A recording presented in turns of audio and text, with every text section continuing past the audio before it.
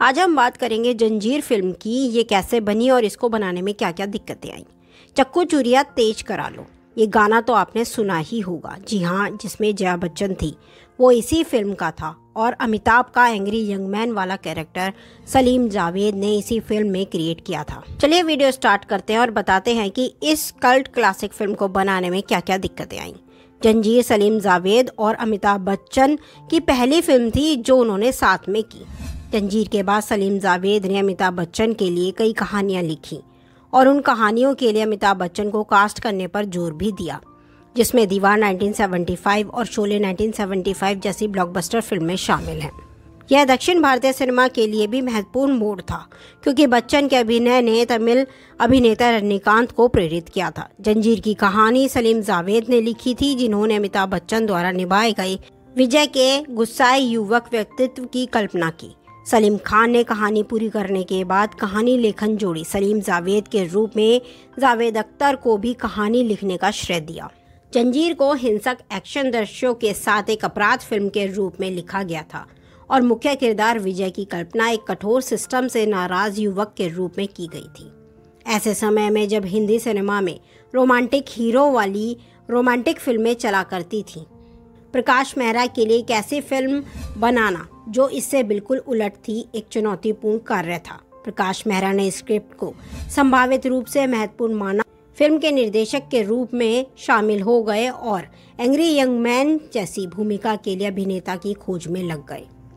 मुख्य भूमिका की पेशकश पहले राजकुमार, राजेश खन्ना, धर्मेंद्र, देवानंद और दिलीप कुमार सहित उस समय के कई बेहतरीन कलाकारों को पेश की गई थी, लेकिन बात नहीं बनी। फिर यह भूमिका एक नए अभिनेता अमिताभ बच्चन के पास चली गई और उनके करियर को स्थापित किया गया।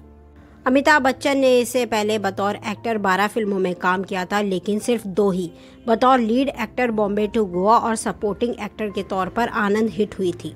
हालांकि जंजीर भी उनके लिए एक संघर्ष ही थी। किस्मत से अमिताभ को मिली थी जंजीर। अमिताभ बच्चन से पहले जंजीर धर्मेंद्र, देवानंद और राजकुमार को ऑफर हुई थी, लेकिन यह शायद अमिताभ की ही किस्मत थी कि तीनों में से किसी के साथ भी प्रकाश मेहरा इस फिल्म को फ्लोर पर नहीं ला पाए। मेहरा ने एक इंटरव्यू में पूरी कहानी सुनाई थी। उन्होंने कहा था कि यह फिल्म हकीकत में उनकी नहीं थी, बल्कि धर्मेंद्र सलीम जावेद से इसकी कहानी खरीद चुके थे। उसी समय मेहरा समाधि नाम से फिल्म बनाने की प्लानिंग कर रहे थे। जब धर्मेंद्र को यह पता चला तो उन्हें आइडिया इतना पसंद आया कि उन्होंने समाधि के बदले जंजीर मेहरा को दे दी। धर्मेंद्र के नाम का हो चुका था ऐलान। मेहरा के मुताबिक धर्मेंद्र फिल्म में लीड रोल करने को तैयार हो गए थे।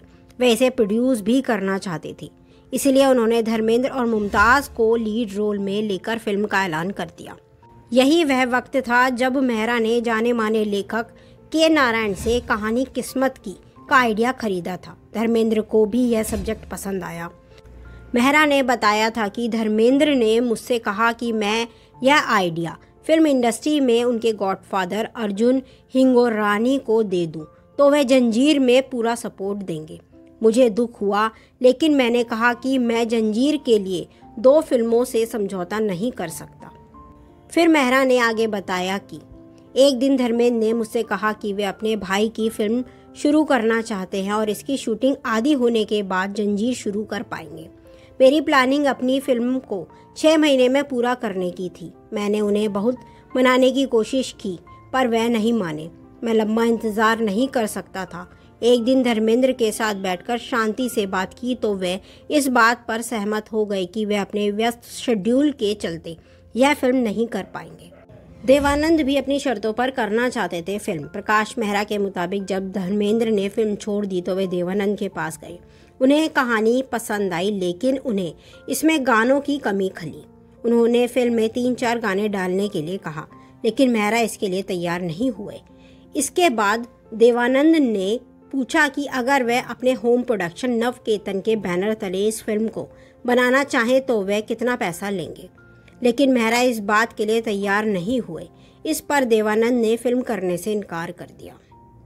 राजकुमार चाहते थे साउथ में हो फिल्म की शूटिंग। देवानंद के बाद मेहरा राजकुमार के पास जंजीर का ऑफर लेकर गए। उस समय राजकुमार मद्रास में शूटिंग कर रहे थे। राजकुमार को फिल्म इतनी पसंद आई कि वे अगले दिन से ही शूटिंग शुरू करना चाहते थे, लेकिन वे चाहते थे कि मेहरा इसे साउथ इंडिया में ही शूट करे ताकि उनका मद्रास का शूट भी जारी रह सके। हालांकि फिल्म की कहानी बॉम्बे की थी, इसलिए मेहरा ने राजकुमार की शर्त नहीं मानी। लगातार तीनों सुपरस्टार द्वारा फिल्म ठुकराई जाने के बाद मेहरा तनाव में आ गए। तभी प्राण और सलीम जावेद ने अमिताभ बच्चन को फिल्म में लेने की सलाह दी। मेहरा कहते हैं, प्राण ने मुझसे कहा, अमिताभ को बॉम्बे टू गोवा में देखने के बाद मेरी गट फीलिंग है कि वह भविष्य के स्टार हैं। खास तौर पर मैं भी फिल्म में शत्रुघ्न सिन्हा के साथ अमिताभ के फाइट सीन से इम्प्रेस था। अमिताभ की आंखों में इमोशंस को देखकर मैंने उन्हें सिलेक्ट कर लिया। मैंने सोचा कि मुझे इस इंसान को अपनी फिल्म में एक ब्रेक देना चाहिए। अमिताभ बच्चन के सिलेक्शन पर प्रकाश मेहरा की आलोचना की गई थी। प्रकाश मेहरा की माने तो जब उन्होंने अमिताभ बच्चन को अपनी फिल्म के लिए सिलेक्ट किया तो उनकी खूब आलोचना की गई। फरवरी 1973 में अमिताभ मुमताज़ स्टारर बंधे हाथ फ्लॉप हुई। तब भी लोगों ने कहा कि जंजीर का सफल होना नामुमकिन है। वहीं अमिताभ खुद भी बंधे हाथ की असफलता के बाद बहुत परेशान थे और उन्होंने मेहरा को कहा कि अगर जंजीर भी फ्लॉप हो गई तो वे अपने गृह नगर इलाहाबाद वापस चले जाएंगे। अमिताभ बच्चन के सिलेक्शन के बाद भी प्रकाश मेहरा का संघर्ष खत्म नहीं हुआ।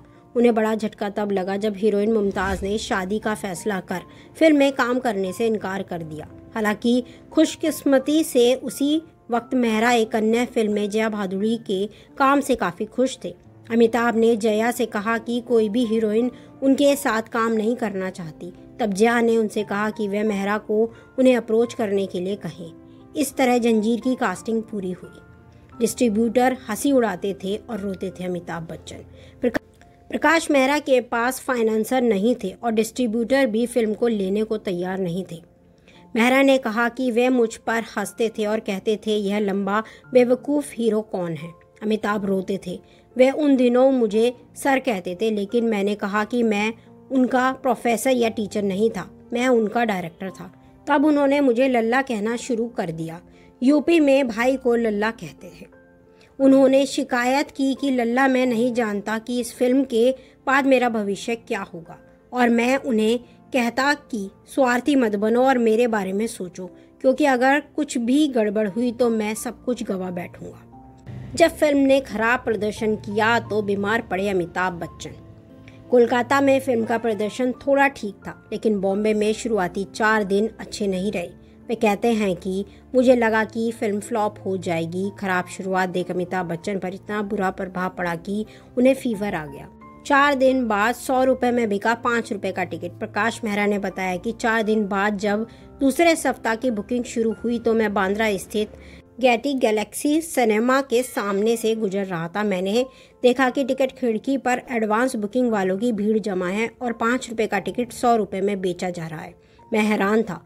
मैंने इससे पहले किसी भी फिल्म के लिए ऐसी भीड़ नहीं देखी थी। जब अमिताभ ने इस बारे में सुना तो उनका बुखार बढ़कर 104 डिग्री हो गया। दरअसल उन्हें यकीन नहीं हुआ कि वह अब स्टार बन चुके थे। तो ये था सफ़र पूरा जंजीर फिल्म के बनने का। प्रकाश मेहरा और अमिताभ बच्चन की नायाब स्टोरी।